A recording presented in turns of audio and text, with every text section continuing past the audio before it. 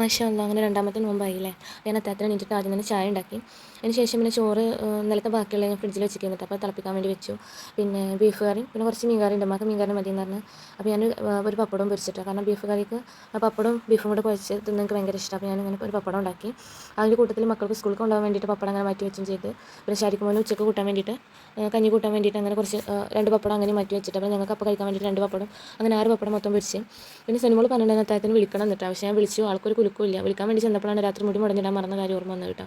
മറന്നിട്ടുണ്ടെന്നുള്ള കാര്യം മനസ്സിലായത്. പിന്നെ തീരെ വിളിച്ചിട്ടുള്ള എണീറ്റില്ല. മുമ്പ് വെക്കണില്ല, പക്ഷേ എന്നാലും വിളിക്കൊണ്ടിന്ന് പറഞ്ഞിട്ടുണ്ടായിരുന്നു. പിന്നെ ഞങ്ങൾ ഭക്ഷണം കഴിക്കാൻ വേണ്ടി ഇരുന്നിട്ട് ഞാൻ ബീഫ് കറിയും മീൻ കറിയും കൂട്ടി അങ്ങനെ ചോറൊക്കെ തിന്ന്. പിന്നെ ആണെങ്കിൽ ഇന്നലത്തെ പത്തിരി കുറേ ബാക്കിയുണ്ടായിരുന്നു. അപ്പോൾ ഇനിയിപ്പോൾ അത് എന്തായാലും മക്കൾ കുറച്ചേ തിന്നുള്ളൂ. അപ്പോൾ കുറച്ച് തിന്നാലും വിചാരിച്ചിട്ട് ആവശ്യമായിട്ട് എന്നാലും 3 പത്തിരി എടുത്ത് തിന്നിട്ടോ.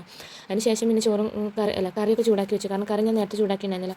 ചോറും കറിയും കൂടെ ചൂടായാൽ ബുദ്ധിമുട്ടാവും കഴിക്കാൻ വെച്ചിട്ട് ചോറ് മാത്രം തിളപ്പിച്ചിട്ടുണ്ടായിരുന്നുള്ളൂ. അപ്പോൾ ഞാൻ അതിന് ശേഷം കഴിച്ച് കഴിഞ്ഞതിന് ശേഷം പിന്നെ കറിയും തിളപ്പിച്ച് വെച്ച് പിന്നെ പാത്രങ്ങളൊക്കെ കഴുകി വെച്ചിട്ടോ. പാത്രങ്ങൾ കഴുകി വെച്ച് സ്ലാബും ഇതൊക്കെ തുടച്ചപ്പത്തിന് ഏകദേശം ബാങ്ക് കൊടുക്കാനായിട്ടോ.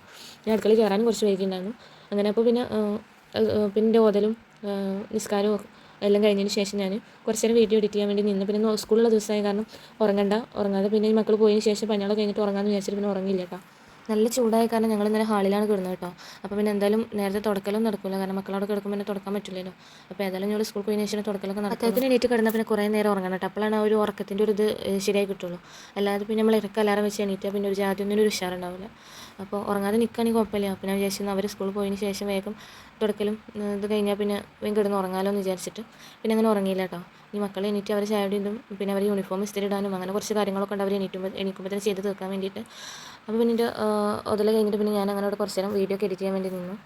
പിന്നെ ഒരു 7 മണിയാകുമ്പോൾ ഞാൻ മുറ്റടിക്കാൻ വേണ്ടി ഇറങ്ങിയിട്ടോ.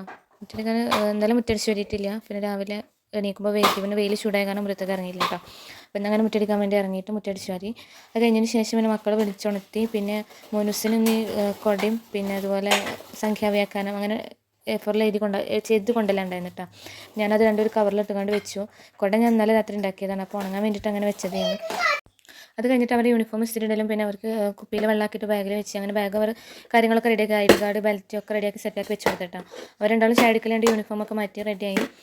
മുനുസ് വേഗം ഡ്രസ്സൊക്കെ മാറ്റലും ഒക്കെ കഴിഞ്ഞതിന് ശേഷം പിന്നെ വണ്ടി വരുന്നത് വരെ ഇങ്ങനെ മുറ്റത്തുകൂടെ സൈക്കിൾ ചവിട്ടി കളിക്കൂട്ടോ. അവനെ ഭയങ്കര ഇഷ്ടമാണ്. അപ്പോൾ വേഗം പെട്ടെന്ന് റെഡിയാവും അതിന് വേണ്ടിയിട്ട് കേട്ടോ. പിന്നെ ഓനെ കഴിഞ്ഞിട്ട് ഓനെ അങ്ങനെ സൈക്കിൾ ചവിട്ടി കളിക്കുന്നുണ്ട്. അപ്പോൾ അങ്ങനെ അവരെ വണ്ടി വന്നിട്ടോ. അവർ വണ്ടീൻ്റെ ഓണിട്ടിട്ട് രണ്ടാളും കൂടെ ഓടുകയാണ്. പിന്നെ അങ്ങനെ അവർ വണ്ടിയിൽ കയറി പോയിട്ടോ. ശനി ഞായറും കഴിഞ്ഞ് തിങ്കളാഴ്ച അവർ സ്കൂളിൽ പോയാൽ പിന്നെ ഷാരിക്ക് മോന് ഭയങ്കര സങ്കടമാവും കേട്ടോ ഒറ്റക്കായിട്ട്. പിന്നെ കുറച്ച് നേരം ഒരു ഒച്ചപ്പാടാവും കേട്ടോ. എന്താ വേണ്ടേ? എല്ലാവരും പോയിട്ട് എൻ്റെ കുട്ടി ഒറ്റക്കായി. ഇനി കുറച്ച് നേരം ഇങ്ങനെ കയറട്ടെ.